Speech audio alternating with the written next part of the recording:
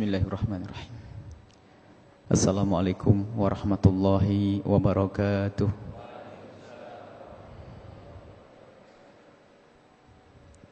Alhamdulillahilladzi yataqabbalu min ibadihi al-mukhlisin. Fa salatullahi wa salamuhu ala habibina wa syafi'ina wa maulana sayyidina Muhammad imamil mukhlisin wa ala alihi al-mutahharin wa ashabihi at-tayyibin wat-tabi'in lahum bi ihsanin ila yaumiddin. Allahumma ya rabbana rzuqna al-ikhlas fil a'mal wa taqabbal minna salihaha wa'fu anna ya rabbana 'anis sayyiati. Allahumma ya Rabbana wa ya ghafiradz dzunubi ighfiridz dzunub wa ya mufarrijal kurubi farrijil kurub wa ya satiral uyub isturil uyub ya 'allamal ghuyub. Allahumma ya Rabbana ihsyurna yaumal qiyamati ma'al habibil mahbub warzuqna ya Rabbana taubata qablal maut wasyahadata 'indal maut wal jannata ba'dal maut. Amma ba'du. Yang kami cintai para perindu kemuliaan ahli itikaf,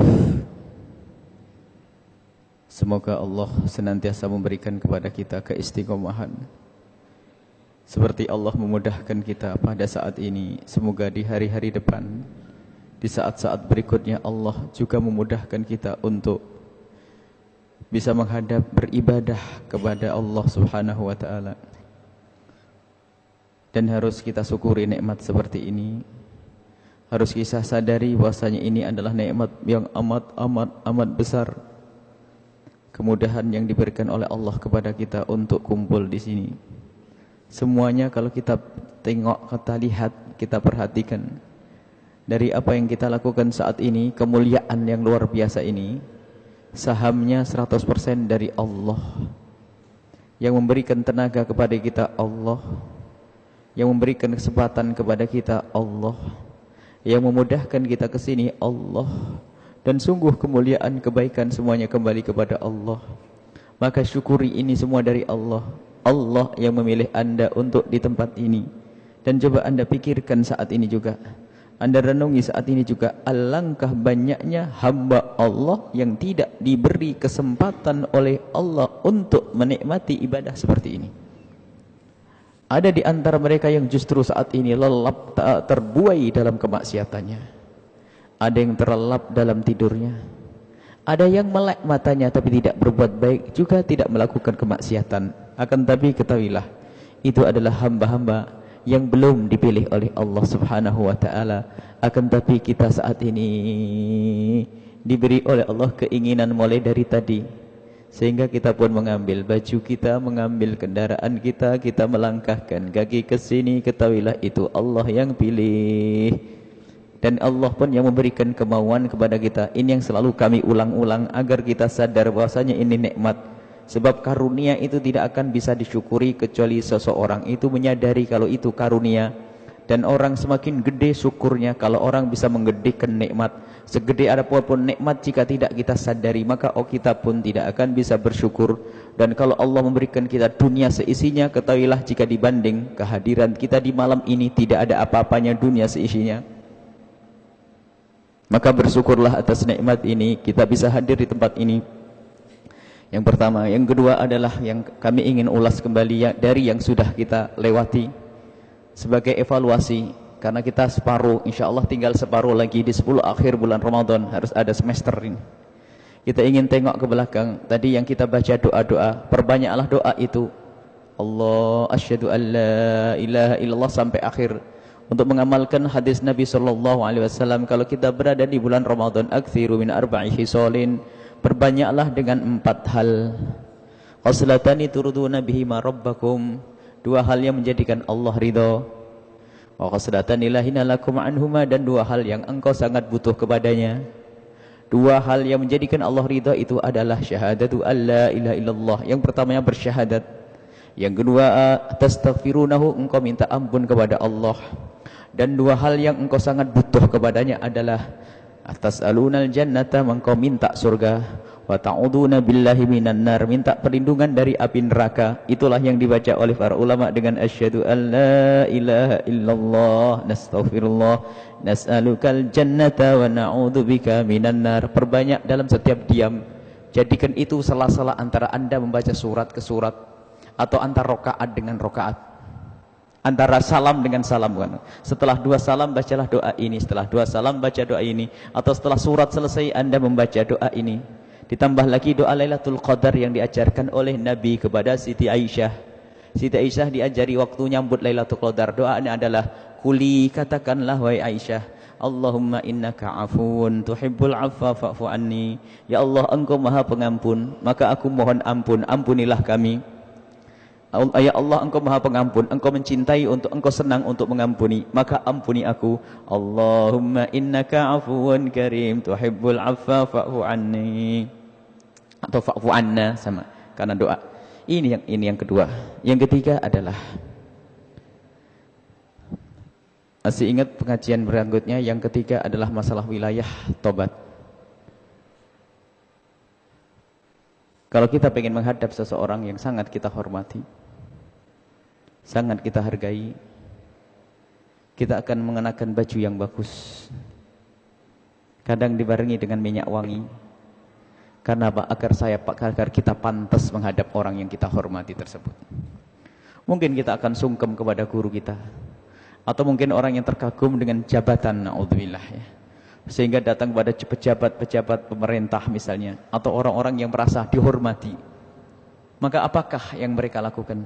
Membersihkan baju, dibukakan baju yang paling bagus, pakai minyak wangi, agar saya pantas menghadap manusia. Ini menghadap manusia. Karena apa? Harus baju kita yang perbaiki, cara duduk kita yang kita benahi, karena manusia melihat dohir kita. Bagaimana orang menghadap kepada Allah tidak membersihkannya, tidak memantaskan dirinya untuk dilihat oleh Allah? Maka wilayah pertama kali yang harus kita jelajah di saat kita menuju kepada Allah, wilayah namanya tobat.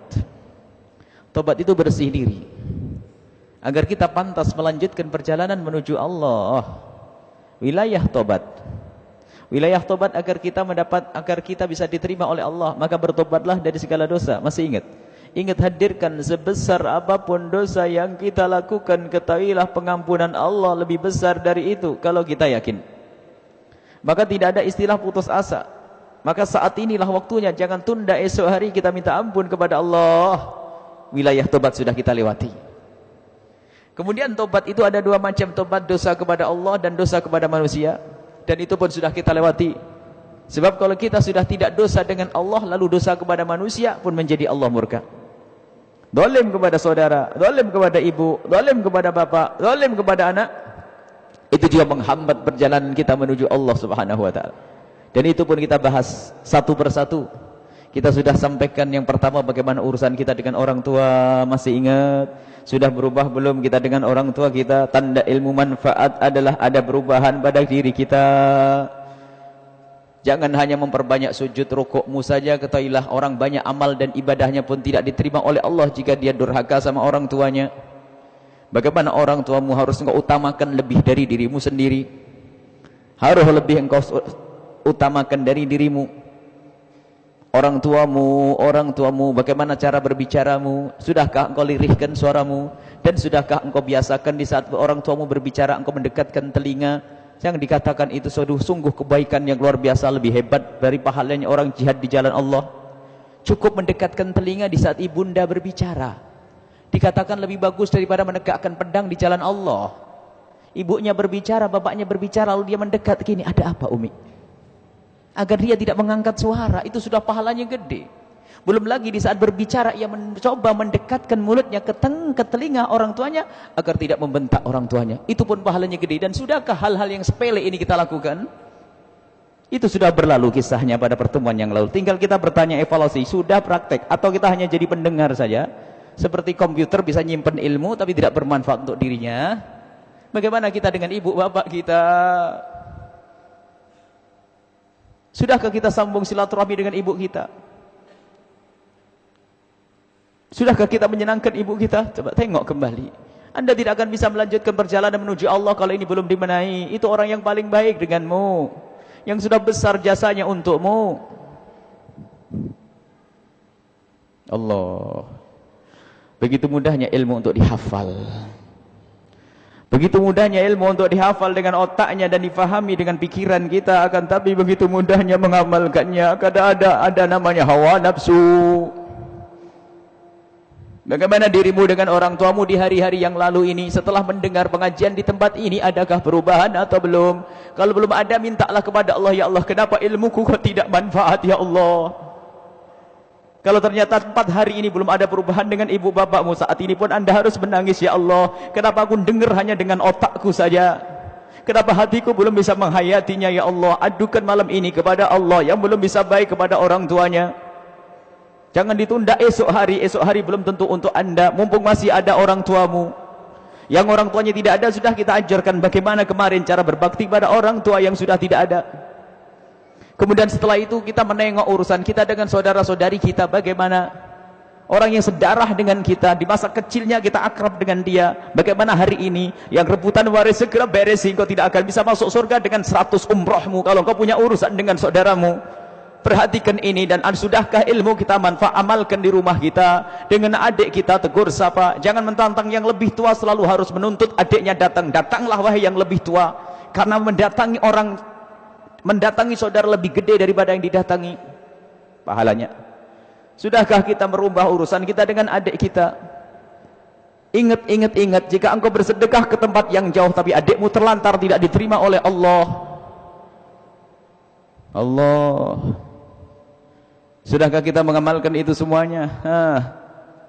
Nggak cukup kita mendengar saja, ternyata harus ada evaluasi ini. Jangan-jangan kita waktu ujian terakhir ini nol, pinter waktu belajar, tapi saat diuji untuk dibuktikan belum ada. Urusan dengan orang tua, urusan dengan saudara. Dan pertemuan terakhir kita kemarin berbicara tentang urusan dengan anak-anak kita. Kalau urusan dengan saudara tadi, Masya Allah, macam-macam sebabnya. Gara-gara pernikahan jauh sama adik dan kakaknya. Gara-gara pernikahan ternyata juga jauh dari orang tuanya ada. Rebutan waris pun sampai hari ini pun terjadi, Masya Allah. Dan awas, ingat, rebutan waris itu tanda yang paling besar kalau ini sudah tidak punya hati, tidak punya iman. Karena saudaranya dimusuhi, saudaranya diambil hartanya, dan sebusuk-busuk manusia adalah yang berebut waris. Dan kita harus ingat bahwasanya orang berebut waris bukan saja orang kaya, orang melarat pun biasanya rebutan barang sepele, yang penting masuk neraka. Dan bukan saja orang bodoh, orang alim, anaknya kiai 2 pun rebutan kantin pondok, masih ingat atau tidak? Semuanya harus koreksi diri, tidak usah ngoreksi orang lain. Ilmu yang kita dengar adalah ilmu untuk kita sendiri, bukan untuk nilai si A, si B, si C. Sekarang aku bagaimana dengan ibu bapakku, bagaimana aku dengan saudara-saudaraku.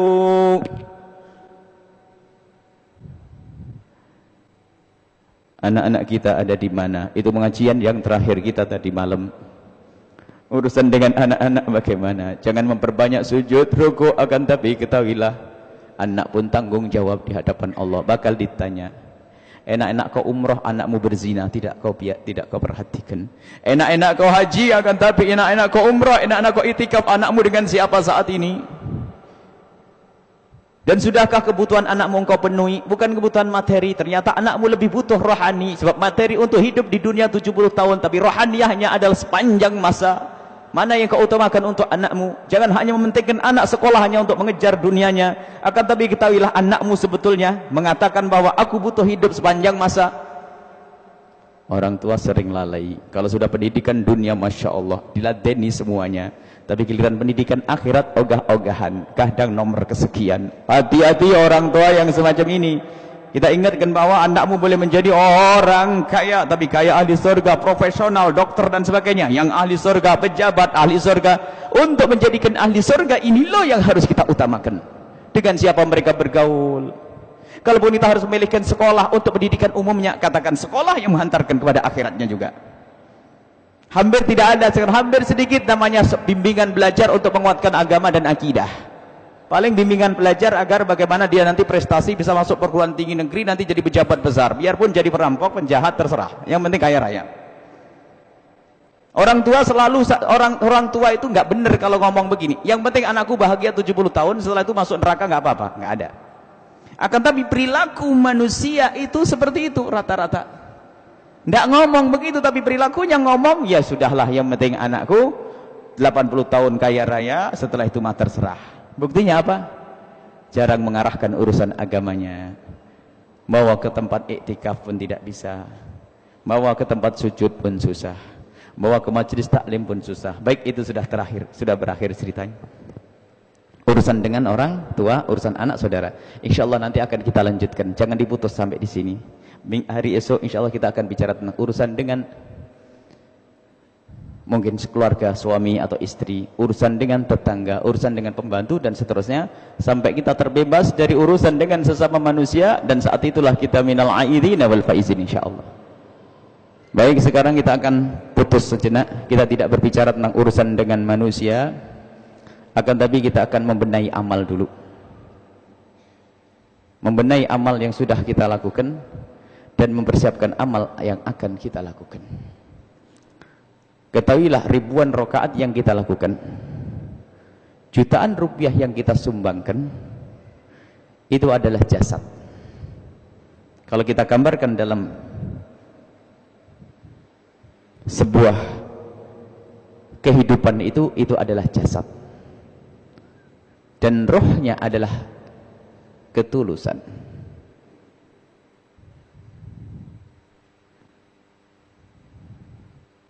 Ruhnya adalah ketulusan.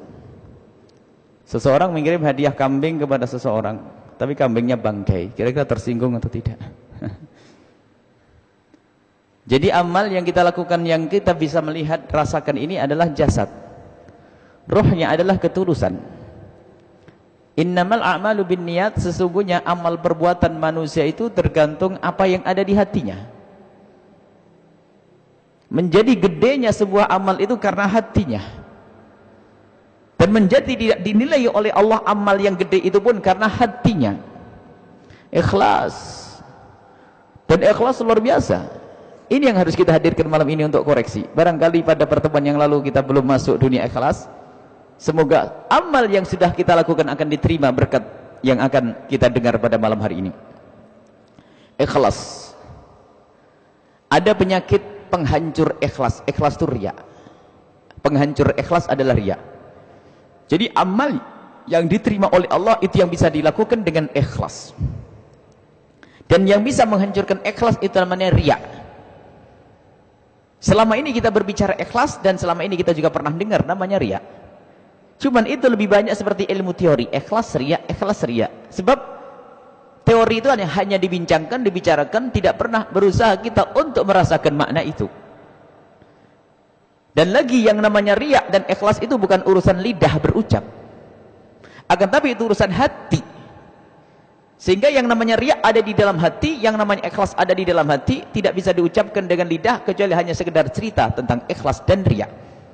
Maka jika ada orang berkata bahwa aku telah ikhlas, itu pun sudah keluar dari ikhlas, karena mengeluarkan yang di dalam hati menjadi di luar hati.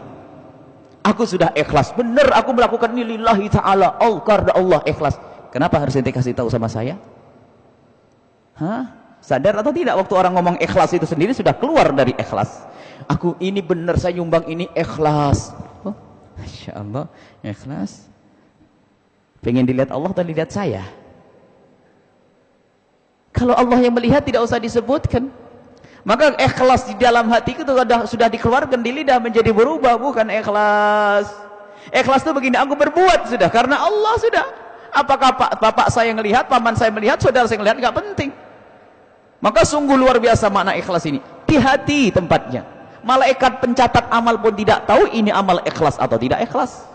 Sehingga nanti diceritakan oleh Imam Ghazali dalam kitab Bidayatul Hidayah. Amal itu nanti dibawa oleh malaikat, dibawa ke malaikat, ada pos-pos begitu.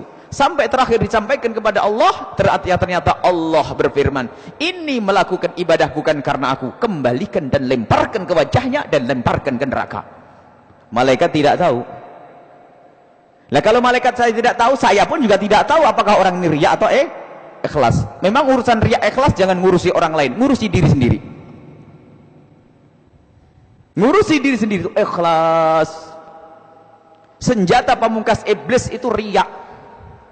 Senjata pamungkas iblis adalah riya. Sehingga ibadah itu bisa yang nyuruh iblis, ayo sholat yang banyak. 20 rakaat. Cuman 20 rakaat kurang. 60 rakaat. Quran semalam 1 lembar. 1 lembar kata setan. Jadi setan itu kadang nyuruh yang jelek. Hebatnya. Nyuruh yang baik. Setan nyuruh yang baik.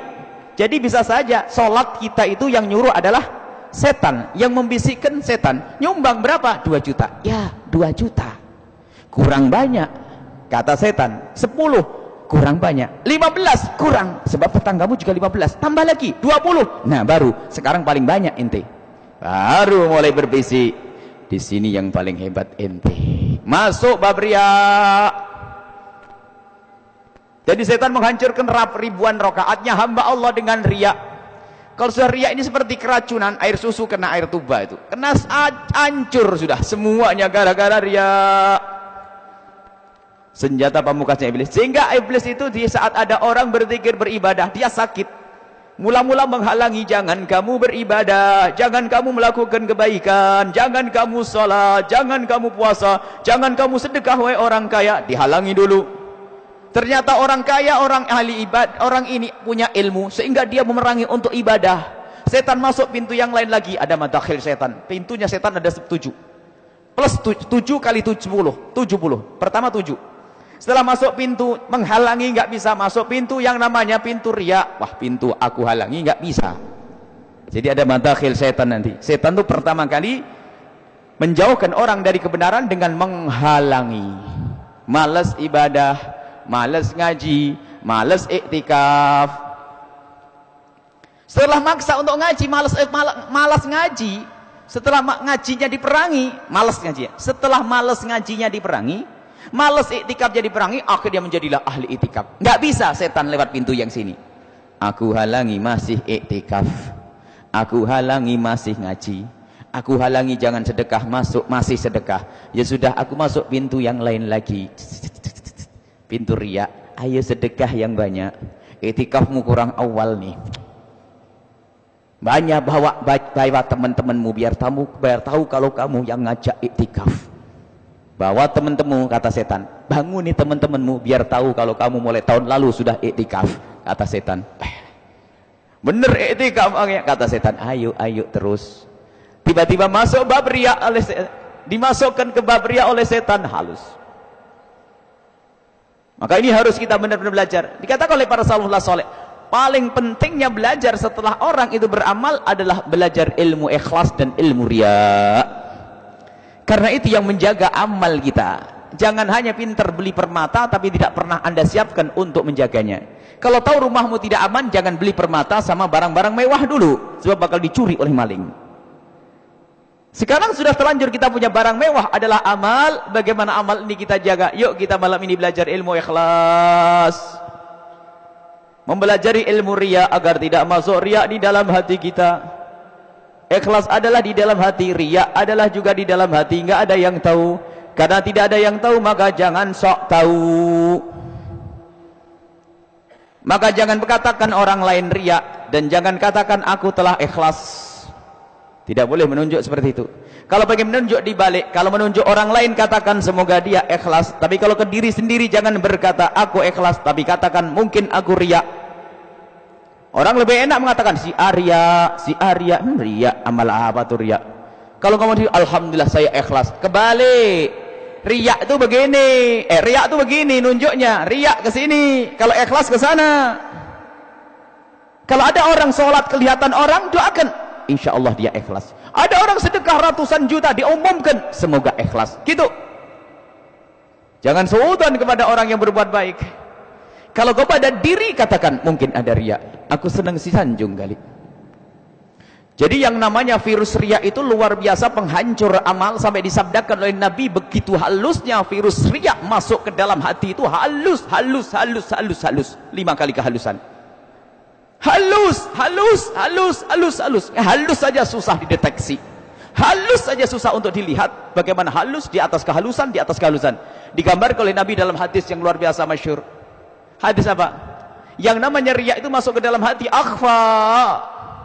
Akhfa lebih lembut. Min dabibin namlati, dari langkah kaki semut hitam. Ala sakhratis samma, di atas batu hitam. Filailatil dzulma, di dalam kegelapan malam, ya 7 kali lipat kehalusan. Langkah, bukan kakinya. Langkah kaki semut hitam di atas batu hitam di dalam kegelapan malam. Allah, ya Rasulullah, sehalus itukah riya? Ya, kadang orang masuk riya tidak sadar. Kenapa dia ngantuk di pagi hari itu? Rupanya ngantuk yang dibuat-buat, nggak ada yang tahu. Kenapa dibuat-buat ngantuk? Biar tahu kalau tadi malam saya tahajudan dan iktikaf sampai pagi. Oh gitu ceritanya.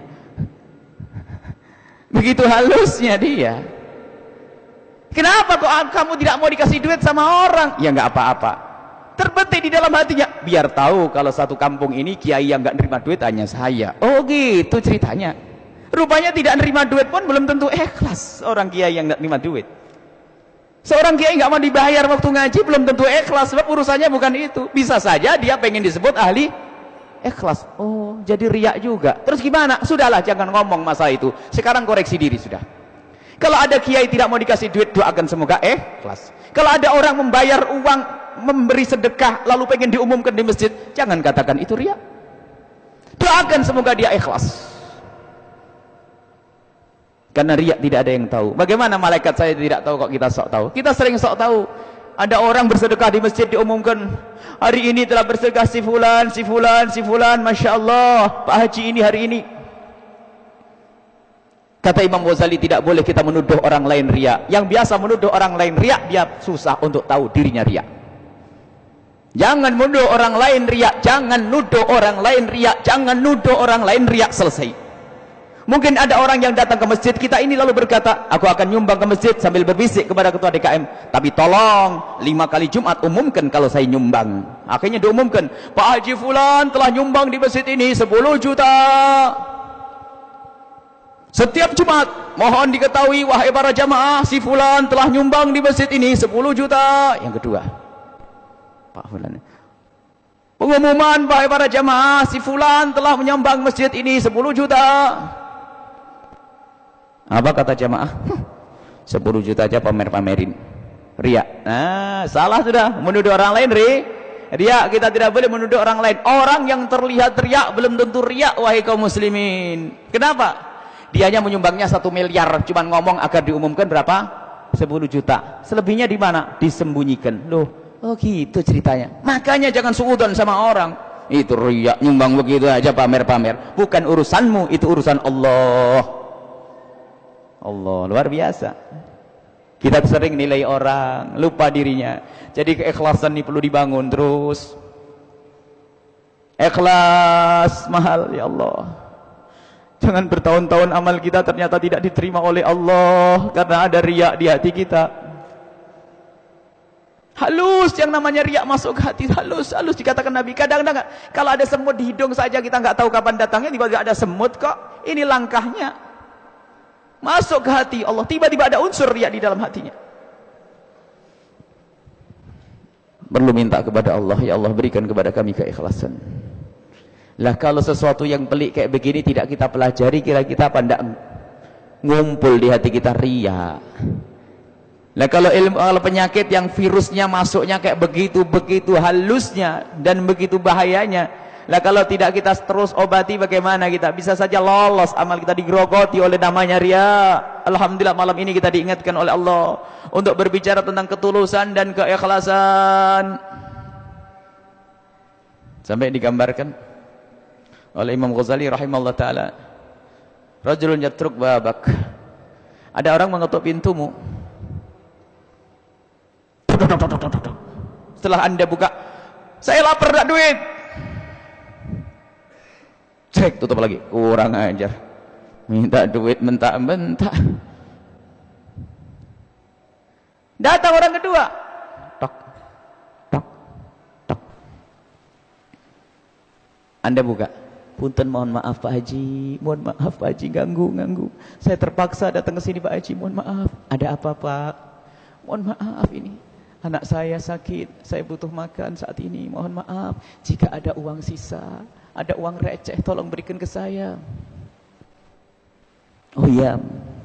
Makasih Pak Haji, semoga selamat masuk. Amin, amin insyaallah. Hati-hati Bu ya, baik Pak ya.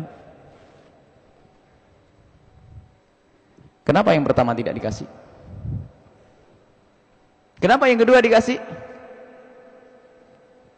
Apakah yang pertama tidak butuh? Apakah Anda tahu yang pertama tidak butuh? Yang pertama itu butuh. Dia sampai kasar tuh karena buru-burunya dia tuh sampai lupa harus pakai adab. Dia itu. Saking buru-burunya anaknya nangis, yang ngetoknya pun sedikit kekasaran itu karena dia tuh kondisi fisik, kondisi psikologi, jiwa hatinya rusak. Dok sampai lupa beradab. Yang kedua hanya berlemah lembut lalu kau kasih. Bagaimana dengan hatimu yang ngasih? Padahal yang pertama butuh, yang kedua butuh. Kenapa yang kedua kamu kasih, yang pertama tidak kasih? Karena yang kedua telah menyanjungmu, menghormatimu. Itu balasanmu, itu saja sebetulnya. Jadi engkau ngasih yang kedua itu karena apa? Oh dia telah baik, menyanjungku. Itu sudah tidak ikhlas kayak begitu tuh. Allahu Akbar. Allah. Jadi lebih gede pahalanya kita tuh kalau ngasih sama orang nggak pernah terima kasih. Waduh enak begitu ya. Lebih gede pahalanya ngasih orang jarang terima kasih. Dan yang jarang berterima kasih pun bukan berarti tidak mendoakan, belum tentu itu.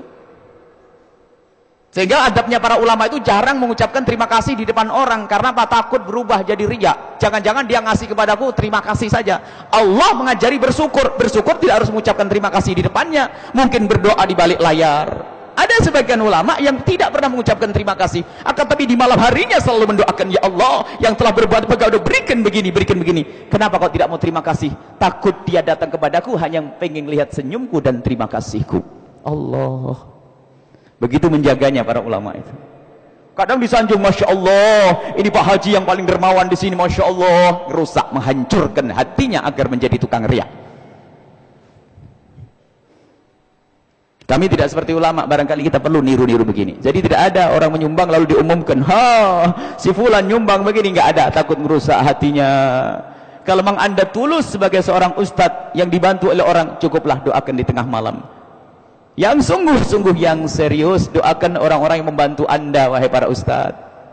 Ucapan terima kasih pun hati-hati, jangan-jangan merusak hatinya, sehingga akan memberi kepada Anda hanya karena mencari imbalan. Terima kasih, pengen dekat jasad denganmu. Sebab kalau dekat denganmu wahai ustadz, nanti orang pun akan menganggap jadi orang baik. Jadi dekat sama ustadz pun belum tentu ikhlas, kan begitu? Sehingga memberi kepada ustadz, membantu kepada ustadz pun hanya pengen dibilang oleh orang-orang bahasanya dia dekat sama ustadz. Allah, masuk bab riak lagi, ini bagaimana ini? Lalu saya harus dekat sama ustadz, ya dekat, akan tapi tolong dibenahi hati. Oh begitu. Jadi begitu peliknya masalah ini, harus kita selalu belajar. Sampai Imam Ghazali dalam kitab Ikhlas bab riya itu, dia membuat contoh yang banyak, riya tersembunyi.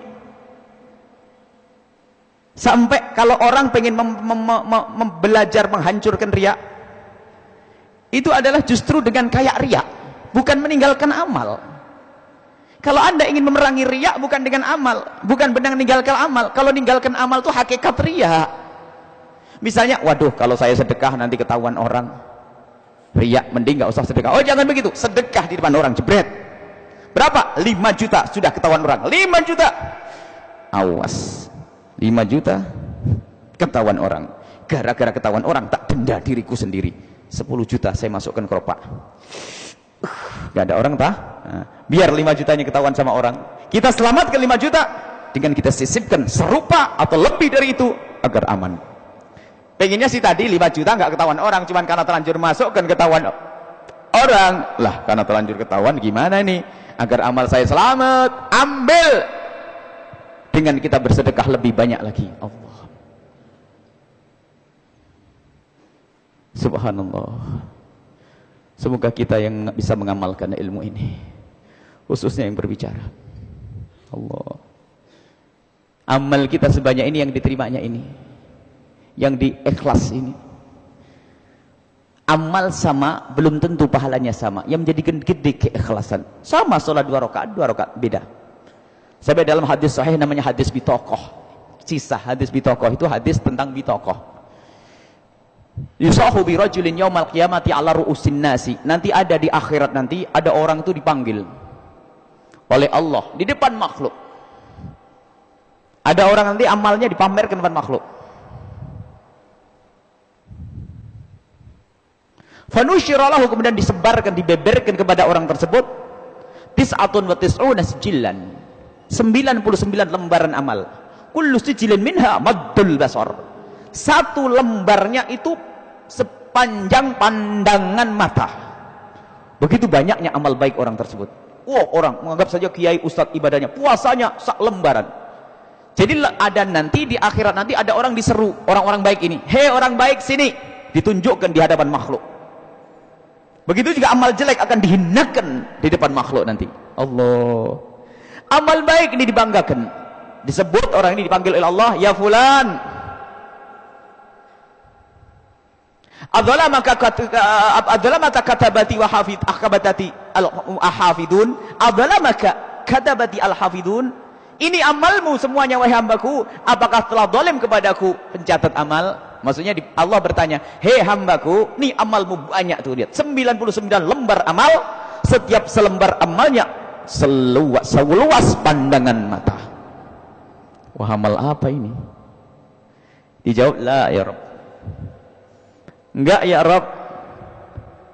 Atungkiru syai'an minha, apakah engkau ada yang bertanya masih ada yang tersembunyi? La ya Rabb, enggak. Semuanya sudah aku lihat, ini amalku, ini puasaku waktu itu ya Allah, ini. Setelah itu apa? Innalaka indi hasanatan la dzulma 'alaikal yaum. Allah berkata kepada hamba tersebut, hei hambaku, ada satu kebaikan yang masih tersembunyi, yang aku simpan, dan tidak boleh berbuat, tidak ada kezaliman bagimu saat ini. Lalu diberikan yukhraj lahu bitaqatun, dikeluarkan bitaqah, bukan lembaran yang seluas pandang mata, sepanjang mata memandang, bukan lembaran seluas pandang mata, akan tapi hanya bitaqah. Namanya disebut hadisul bitaqah itu karena apa? Kartu. Fiha, di dalam kartu itu syahadatu alla ilallah wa anna Muhammad Rasulullah. Di dalam kartu itu syahadat saja. Di dalam kartu itu hanya amalan namanya membaca asyhadu alla ilaha illallah saja. Akhirnya mahadhil bitaqah, apa ini? Ini adalah ucapan musyahadat dengan ketulusan. Akhirnya setelah itu apa? Didatangkan timbangan amal. Amalnya yang 99 lembar tadi ditimbang di satu sisi timbangannya, baru bitaqahnya ditimbang di satu lagi. Setelah itu ternyata apa? Amal yang 99 itu jomplang, kalah, lebih berat yang satu lembar kartu tadi. Lalu hamba ini bertanya, bagaimana terjadi? Itulah amal yang kau lakukan dengan ikhlas. Artinya ini sudah ikhlas, tapi lebih ikhlas. Jadi menjadikan beratnya amal itu karena ketulusan di dalam kita melakukan kebaikan. Subhanallah. Jadi luar biasa. Keikhlasan itulah yang menjadikan amal kita semakin berat di hadapan Allah. Jumlah penting, akan tapi lebih penting adalah ketulusan di saat kita beramal ikhlas itu. Baik, kita lanjutkan. Masih ada beberapa waktu.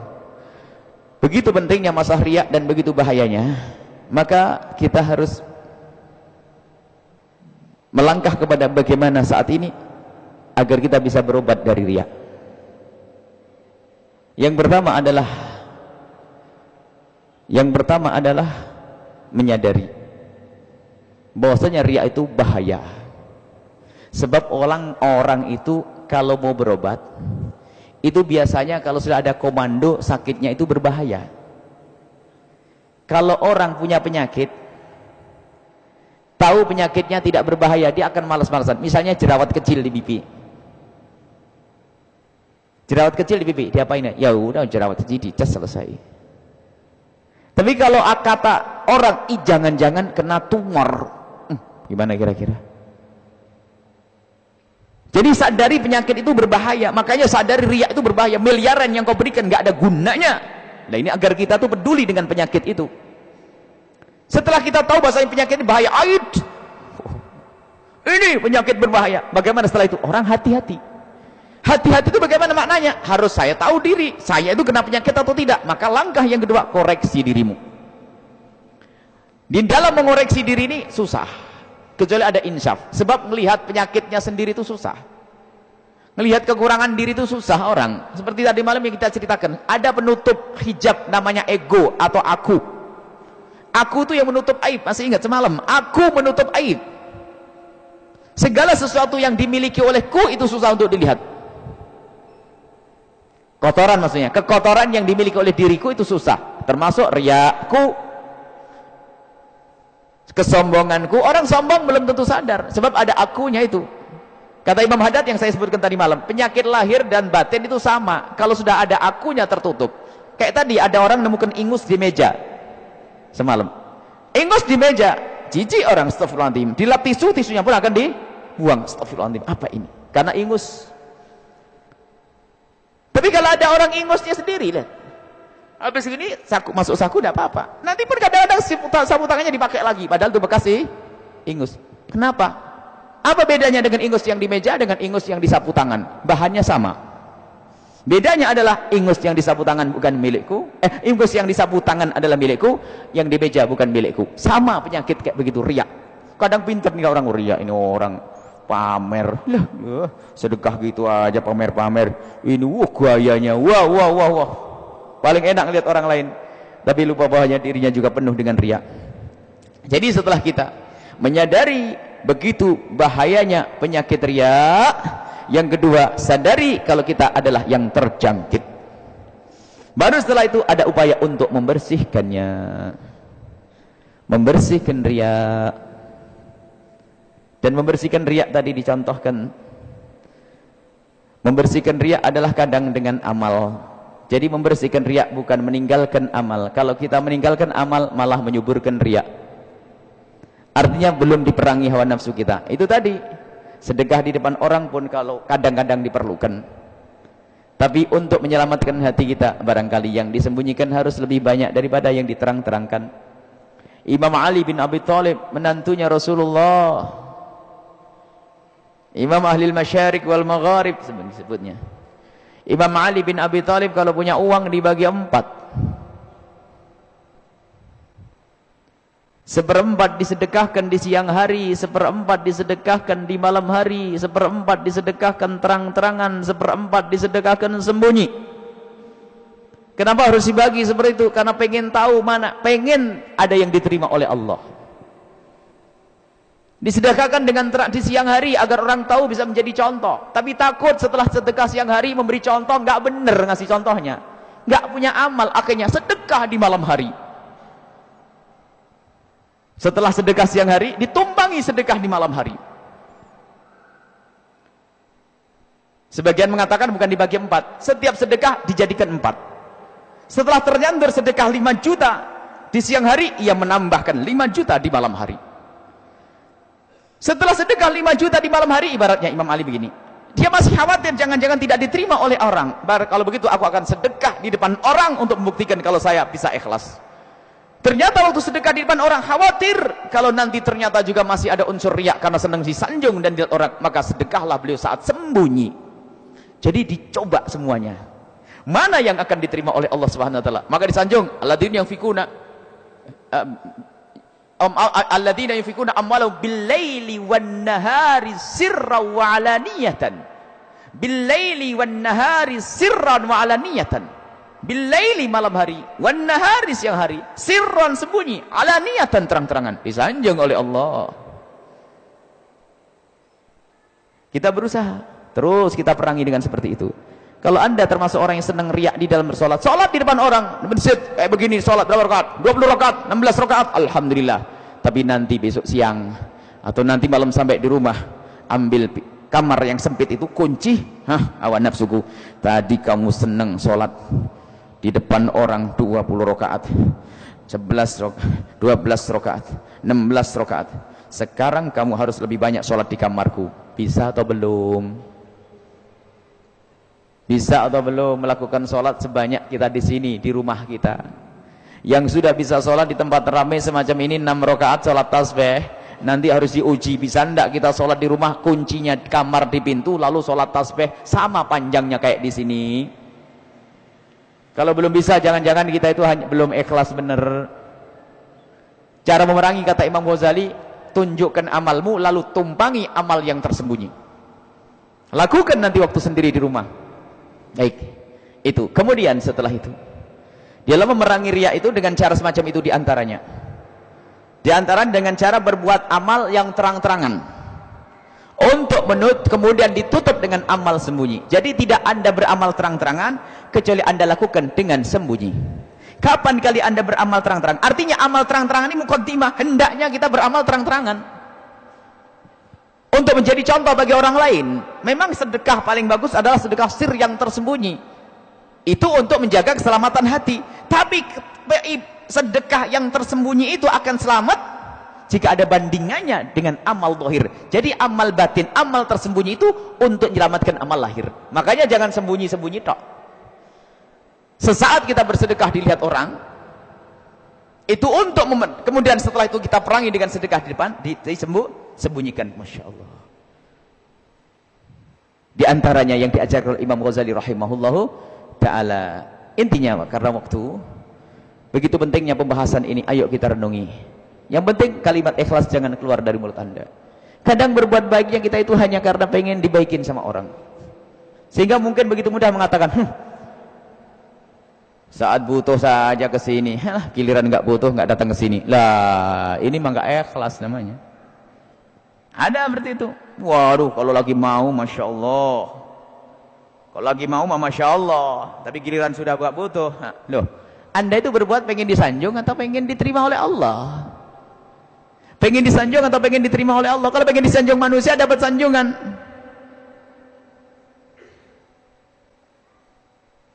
Asyaddun nasi adaban yaumal qiyamati, paling parahnya nanti siksa di akhirat ada 3 orang loh ya.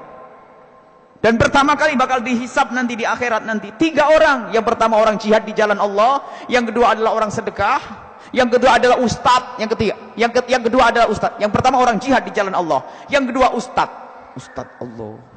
Yang ketiga adalah ahli infak. Wah, ini orang baik semuanya, kenapa di neraka? Iya, yang jago perang itu rupanya jago perang hanya agar disebut dirinya itu adalah pemberani. Engkau sudah disebut di dunia sebagai pahlawan, salah masuk neraka. Kau berjuang bukan karena aku. Yang ustaz menuntut ilmu hanya pengen dibilang kiai, alim, syekh, ustaz, dan kau nikmati itu semua dan kau sudah mendapatkan gelar di dunia, sana masuk neraka. Yang ketiga adalah orang yang mencari dunia, kemudian jadi kaya, sedekah banyak, hanya ingin dibilang orang dermawan. Kau sudah disanjung di dunia, sana masuk neraka. Hadis riwayat Imam Muslim. Allah. Semoga malam ini malam yang menyelamatkan. Karena kami yakin di tempat ini, subhanallah, bukan yakin, sekedar yakin seyakin-yakinnya. Kami tahu ada beberapa orang yang telah bersedekah banyak. Yang kami ketahui, dan ada orang yang bersedekah banyak, mungkin kami tidak tahu. Dan mungkin juga ada orang yang belum bersedekah banyak. Mungkin ada orang yang sudah sholatnya banyak, dan mungkin ada yang belum sholatnya banyak. Intinya malam ini, yuk kita benahi amal kita agar menjadi amal yang diterima oleh Allah Subhanahu wa ta'ala. Jadi ingat, untuk memerangi riya, kuncinya adalah sadari bahwasanya penyakit riya itu membahayakan. Yang kedua, sadari kalau Anda saat ini terjangkit. Kemudian setelah itu memohon kepada Allah Subhanahu wa ta'ala, ya Allah jauhkan saya dari riya. Jadi dari riya. Terus kita memohon kepada Allah agar dihindarkan dari penyakit itu. Kemudian yang terakhir, yang tersisa, dan ini sangat-sangat penting, ajari orang lain untuk ikhlas. Khususnya kami himbau kepada panitia yang sering berjuang di jalan Allah, pembangunan masjid, pesantren, dan lain sebagainya. Kalau Anda membutuhkan dana dari orang lain, niat Anda yang benar. Sebab kalau Anda punya niat nggak benar, nggak ada gunanya amal Anda. Niat benar bagaimana? Jika Anda harus mengajak orang lain, ikut bergabung dalam perjuangan Anda, tolong pertama kali yang harus Anda hadirkan bagaimana Anda bisa membawa mereka kepada keikhlasan. Kalau mereka bersedekah dengan ikhlas, namanya ngajari orang lain ikhlas. Gimana ngajari orang lain ikhlas? Anda panitia masjid, pesantren anggap saja. Pesantren paling enak karena Al-Bahjah ada panitianya, biar langsung aja. Anda panitia masjid, madrasah, ajari orang yang bersedekah kepada Anda itu agar bisa ikhlas. Caranya apa? Ambillah harta mereka dengan cara yang paling bagus, dan jangan merasa terbebani, akan tapi mereka dengan sukarela, kesenangan hati. Ini mohon diambil akhlak ini, dan itu akhlaknya para sahabat Nabi dan Rasulullah sendiri. Rasulullah tidak pernah berkata kepada si fulan, hei fulan, kamu bisa ngasih berapa ini? Itu main tembak. Orang bisa saja memberi karena malu, sudah ditunjuk depan orang, orang saya kaya, masa saya tidak nyumbang. Ini pengkhianat, ini sang ustadz ngajari jor-joran. Bahkan kadang muncul perkataan begini, sudahlah yang penting banyak, ikhlas enggak ikhlas mah terserah. Loh, kok begitu? Ya ustadz, Anda mengajak orang bersedekah itu ingin ngajak dia masuk surga, atau ngajak ngedekin kesombongan Anda biar pondoknya cepat gede ya ustadz? Sebab ada, jangan sampai kita menjadi ustaz teriak hanya pengen gedekan bangunan, pokoknya dapat duit terserah, ente ikhlas mah enggak ikhlas mah urusan ente. Oh enggak begitu ya ustaz. Kita ingin orang yang nyumbang ke tempat kita itu juga ahli surga. Maka ambil hatinya dengan kelembutan. Nabi tidak pernah berkata, begini, kamu beri ini, saya akan dakwah belikan tiket. Enggak ada begitu. Akan tapi Nabi menghimbau, yang ingin beramal baik ini loh, yang ingin beramal baik ini loh. Hei para wanita, banyak wanita di dalam neraka, maka ittaqun nar wala bisyikki tamratin, takutlah kepada Allah biarpun hanya sepotong kurma yang kau sedekahkan. Neraka pedih dan bagaimana tersentuh, habis duitnya dikasihkan untuk Rasulullah. Bukan menunjuk kamu nyumbang sini ya, kamu nyumbang sini ya. Masya Allah. Jadi ternyata di dalam kita mengambil pun harus akhlak, harus adab tata krama, sehingga orang itu di saat memberikan karena sukarela, itu ikhlas. Bukan karena nggak enak, waduh. Bukan karena nggak enak, waduh sudah datangi begini lagi proposalnya begini, nggak enak ngasih. Kalau sudah ngasih tidak ikhlas itu susah untuk ngasih yang kedua. Tapi kalau orang ngasih dengan ikhlas itu kecanduan, nggak cukup aku ngasih sekali karena hatinya telah terambil, hatinya sudah disesukkan oleh Allah, sudah nyumbang lagi, sudah nyumbang lagi, sudah nyumbang lagi, dan tidak ada puasnya. Ajari. Kadang pakai tulisan tertulis, kadang-kadang dirubah. Padahal nyumbangnya 150 dikedekin jadi 500. Kenapa? Untuk disampaikan ke teman. Pak Haji, nyumbang Pak Haji. Aduh gimana ya anak saya mau kuliah. Alah Pak Haji, tetangga saja melarat bisa ngasih 500.000 kok Pak Haji gak bisa. Wah ini Ustadz ngajak jor-joran ini. Ustadz ngerusak hati nih. Jadi ternyata di saat mengambil pun dengan akhlak adab. Jangan mengambil hartanya orang dengan cara mempermalukannya, itu lebih kejam daripada pedang. Al-akhdhu bil haya'i akhdhu bis saif. Dikatakan bahwa ngambil sesuatu dengan membikin malu karena pangkatnya, karena ustadz ngambil gitu. Semangat ya. Iya. Ini seperti ngerampok. Ngerampok dengan makom, ngerampok dengan kebesaran. Jadi orang itu ngasihnya karena enggak itu kayak rampok gitu. Keji itu kejam. Makanya wahai para panitia pembangunan dimanapun Anda berada, Anda itu mengajak orang bersedekah karena mengajak orang masuk surga, bukan untuk mengedekan masjid Anda, tapi ngajak orang masuk surga. Makanya kami selalu menghimbau pada jamaah, tolong jamaah doakan pondok. Doanya jangan semoga pondok punya tambang emas, enggak, saya enggak pengen punya tambang emas. Doakan pondok, pesantren, semoga banyak pembela-pembela di jalan Allah, pejuang-pejuang di jalan Allah, dermawan-dermawan yang datang ke pondok berbondong-bondong. Berarti nanti temannya di surga, ini teman-teman calon ahli surga. Lah kalau pondok punya tambang emas, siapa yang mau nyumbang? Hah? Jadi kita tidak pernah ngajari doa semoga ketemu ada 6 kilo batu emas, enggak pernah doa begitu. Tapi kita berdoa, ya Allah, kirimkan orang-orang ikhlas ke tempat ini ya Allah. Insya Allah yang datang nanti ikhlas ahli surga. Berbanyak ya Allah orang-orang bisa berjuang di pondok ya Allah. Berjuang ya Allah. Itu doa. Bukan tambang emas. Nabi mau ditawari gunung Uhud dikasih emas nggak mau. Tapi di saat si fulan datang dengan hartanya, Allah, mungkin gara-gara ini saya masuk surga. Orang datang kepada beliau, memberikan hartanya, Nabi senang. Ulama pun begitu, kalau ada orang bersedekah hartanya senang. Orang ini bersedekah dengan hartanya mungkin karena dengar omongan saya, maka orang ini masuk surga dengan hartanya, dan dia pun nanti akan memanggil saya, Pak Kiai masuk surga sini sama saya. Kiai yang ditarik sama orang kaya. Allah, loh kenapa kok kamu narik saya wahai orang kaya? Saya sadar gara-gara Kiai ceramah. Ya Allah, saya selamat gara-gara orang kaya yang bersedekah itu. Enak bener. Jadi saya ini butuh, makanya saya ngomong begini butuh. Kalau ada yang hadir tempat ini yang kemarin pelit kikir, kok hari ini jadi dermawan lalu dia masuk surga, saya dibawa nanti. Saya tidak sedekah. Allah, kita ingin membawa orang kepada seperti ini, kemuliaan. Bukan hanya gedekan pondok. Wah, jangan-jangan gedenya pondok madrasah hanya menyombongkan hatinya sang ustadz. Oh, siapa dulu nih? Oh, itu yang dihisap pertama dan masuk neraka paling dalam. Na'udzubillah. Semoga Allah menjaga ustadz-ustadz kita semua, dan semoga Allah menjaga kita semuanya. Jadi tolong, jika Anda ingin membawa orang, bawalah kepada surga. Jika Anda harus cari sumbangan, carilah dengan akhlak yang mulia. Dan bukan saja sampai itu, diingatkan cara sedekah yang benar. Kalau masih punya zakat belum bayar, di zakatnya dulu. Kalau masih punya utang, kalau bisa beresin. Selagi utangnya belum, kalau sudah jatuh tempo, kecuali utang belum jatuh tempo boleh, tapi diingatkan. Sebab kalau dia punya zakat belum dibayar, sedekah pun tidak diterima nanti. Kalau ustaz ini malah nggak apa-apa, zakat nanti, sebenarnya sedekah dulu. Ini ustaz keblinger, salah. Sedekah. Zakatnya harus diingatkan dong. Zakat wajib. Sebab kita itu ngajak orang agar selamat masuk surga ini. Ini masuk surga, kaya ini masuk surga. Bukan dia sedekah padahal dia punya kewajiban. Kadang-kadang perlu diingatkan, punya keponakan yang melarat nggak bisa makan, ada ndak? Oh iya ada, dahulukan dulu baru nanti nyumbang ke pondok. Ini perlu diingatkan semacam ini. Karena apa? Kita ingin ngajari selamat.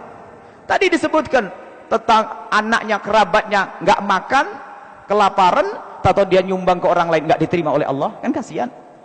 Jadi di sini pendidikan, wahai para pembimbing, para ustadz, para guru. Kalau Anda ingin mengambil hartanya orang, jadikan mereka orang yang ikhlas. Caramu yang benar dan caramu yang baik.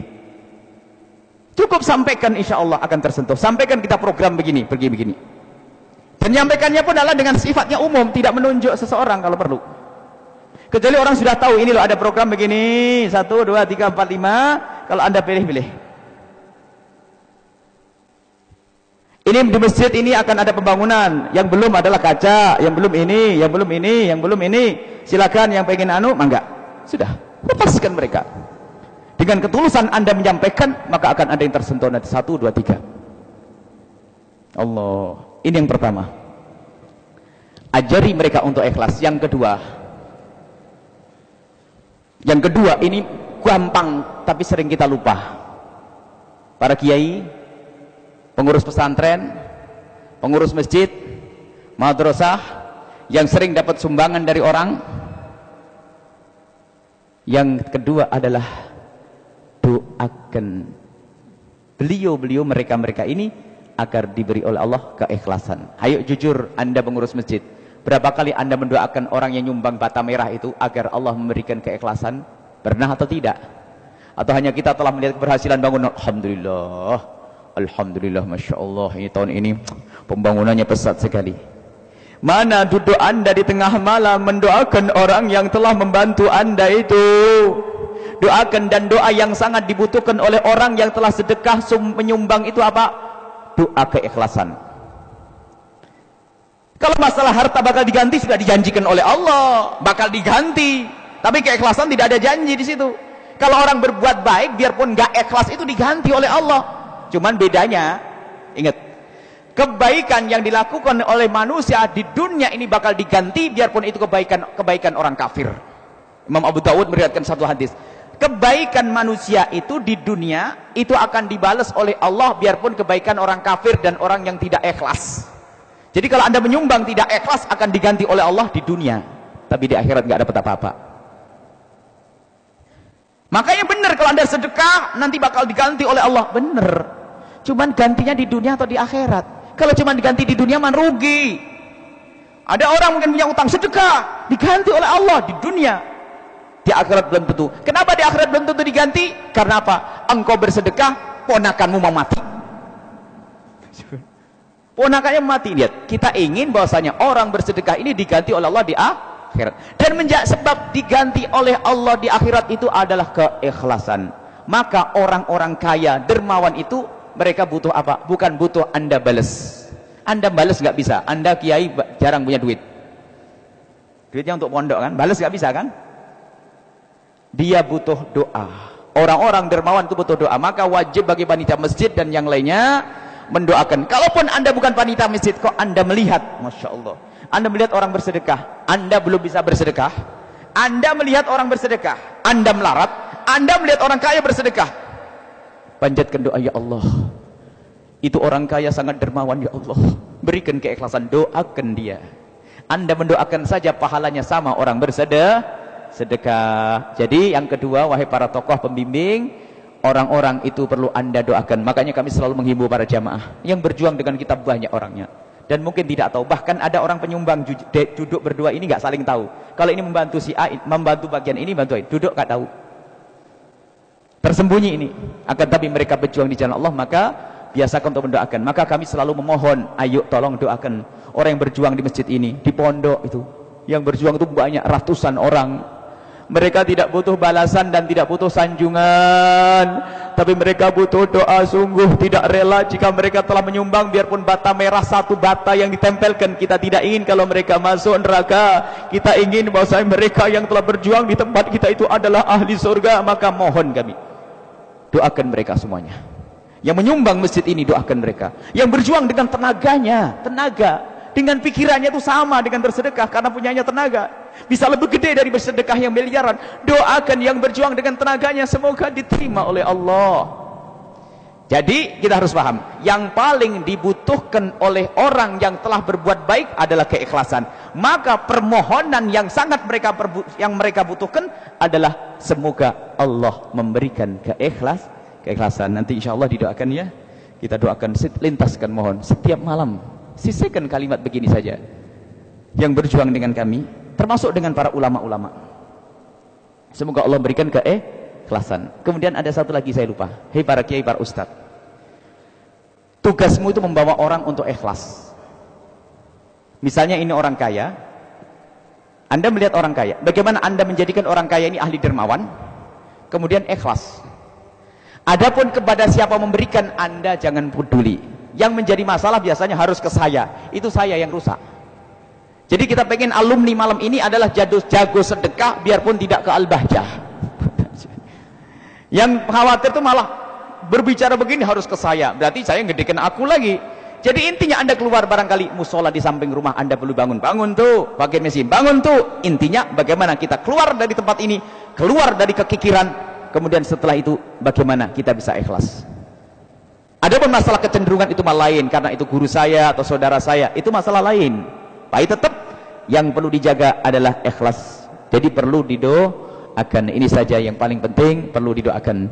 Kemudian Nabi sendiri juga memberikan contoh. Sebab orang itu kadang-kadang tidak mengerti apa yang harus saya lakukan. Ada prioritas. Nabi mengajari prioritas amal. Amal yang hendaknya kau lakukan begini-begini. Kami tekankan bahwa tolong perhatikan kewajiban Anda. Zakat, hutang-hutang yang jatuh tempo, kalau belum jatuh tempo boleh tidak? Tolong diutamakan kewajiban ini, jangan lupa.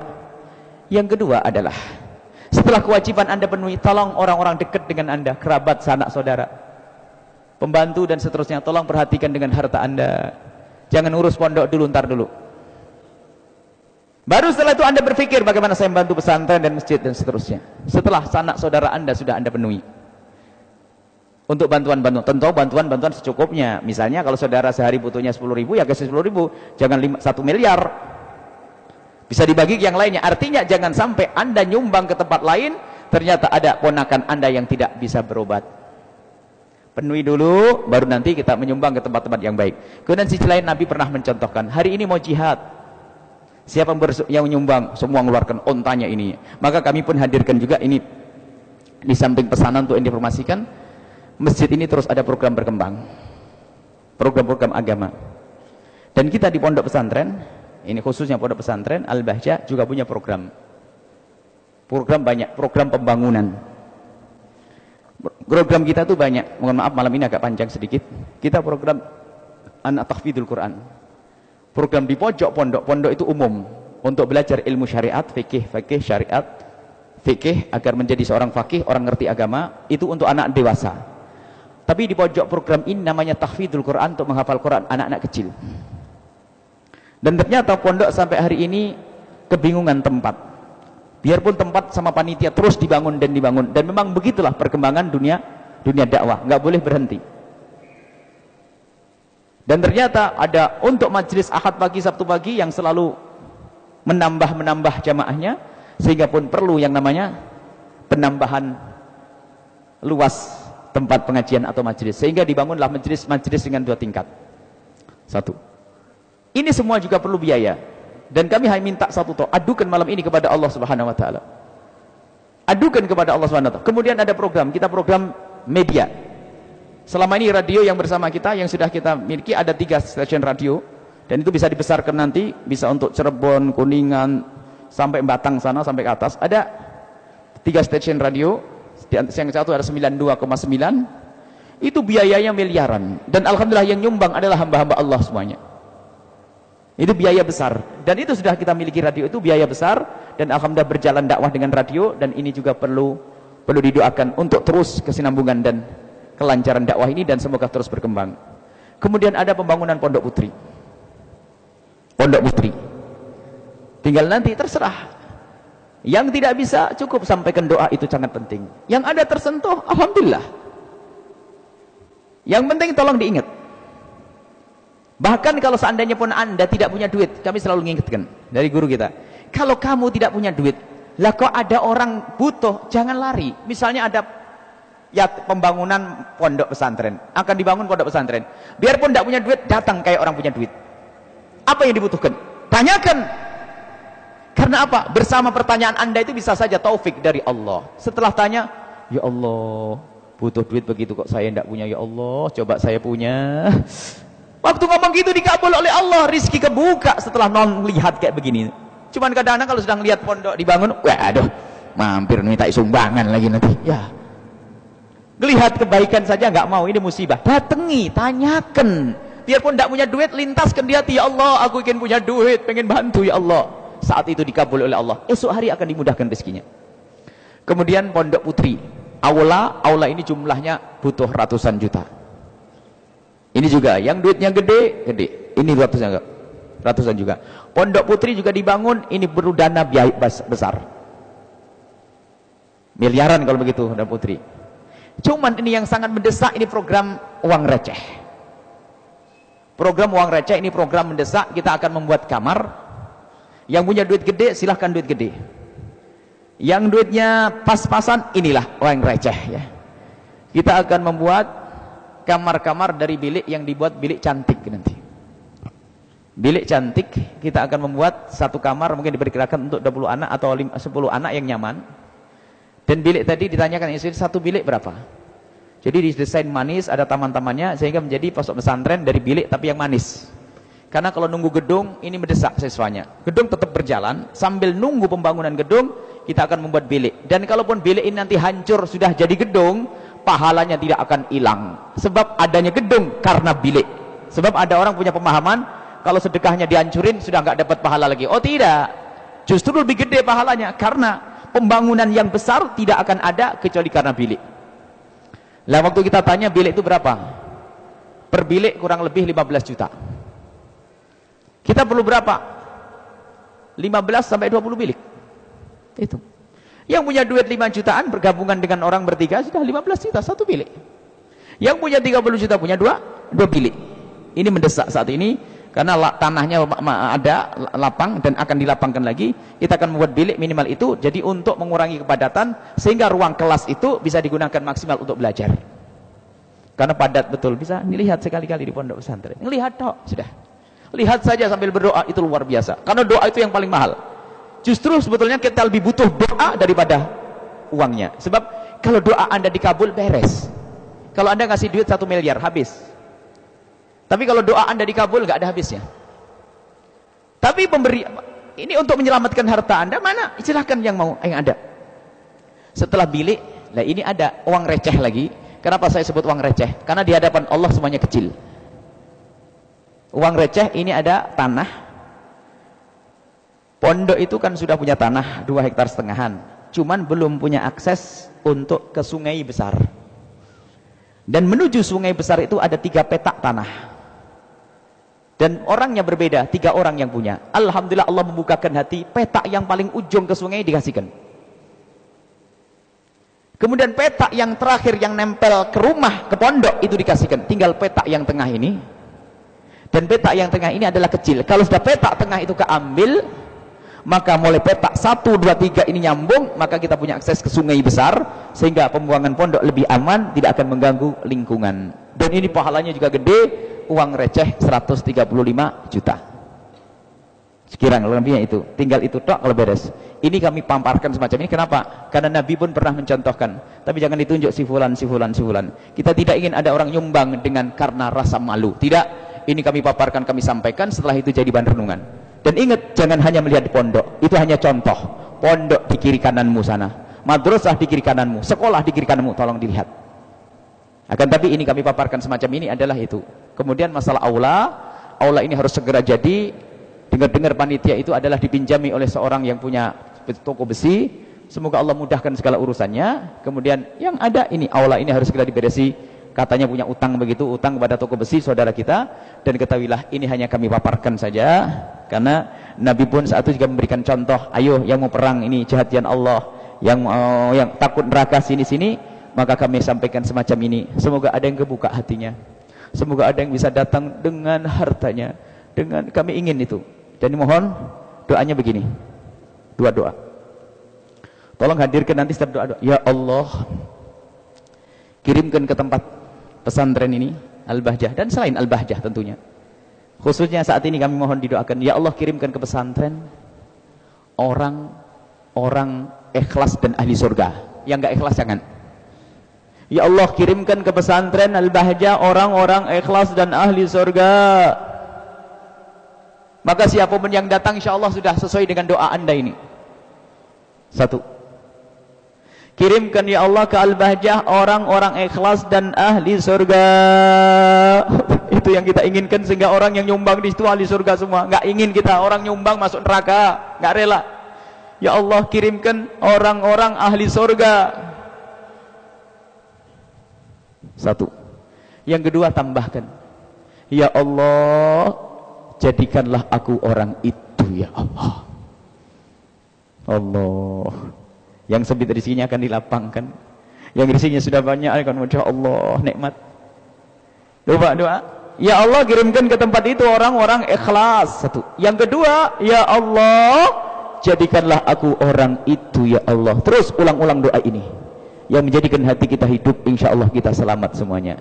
Baik, ini saja, semoga Allah memberikan kepada kita semua keikhlasan. Dan insya Allah pertemuan esok akan kita lanjutkan urusan kita dengan sesama manusia ya. Ini saja, mohon maaf yang sebanyak-banyaknya. Kalau pengen tahu alamatnya pesantren yang belum, Sendang Sumber, insya Allah datang ke sana, cari. Datangnya tok untuk melihat tok itu sudah dapat pahala. Kunjungi dan lihat di sana. Dan kita juga ada forum namanya Forum Silaturahmi. Forum Silaturahmi, forum nyantai ngobrol sebulan 2 kali untuk membahas tentang perkembangan pondok. Datang membahas tok itu pun jihad. Sehingga ibadah itu jangan dianggap sujud rukuk. Sampai hari ini ada orang bekerja sukarela di pondok. Gimana saya kerja sukarela di pondok untuk masang paving? Karena anak belajar kerepotan. Ketahuilah itu sama dengan iktikaf, bahkan lebih gede. Sebab kerjanya bukan cari duit. Kalau malam begini masih cari duit, itu malah lain cerita. Dia kerja sukarela sambil berzikir waktu masang paving, itu sama dengan iktikaf di masjid, bahkan bisa lebih dari itu. Maka hari ini ada orang kerja sukarela di pondok untuk masang paving semuanya. Dan memang kita sebar. Kadang begini, orang bisa sedekah di sini, nggak bisa di sini, nggak bisa di sini. Jadi kita buat jaring sebanyak-banyak. Mana yang pengen mau? Mulai dari gedung aula, pondok putri, pembebasan tanah, buat saung, buat bilik. Kemudian ini, ayo mana yang mau? Semakin banyak jaringnya, nanti semakin banyak ikannya. ikannya itu adalah ahli surga semuanya. Ini saja, mohon maaf yang sebanyak-banyaknya. Mari kita langsung sholat tasbih, agak dipersempat sholat tasbihnya Ustaz Sulaiman ya. Mohon maaf dan mohon doa selalu. Wabillahi taufiq wal hidayah. Wassalamualaikum warahmatullahi wabarakatuh.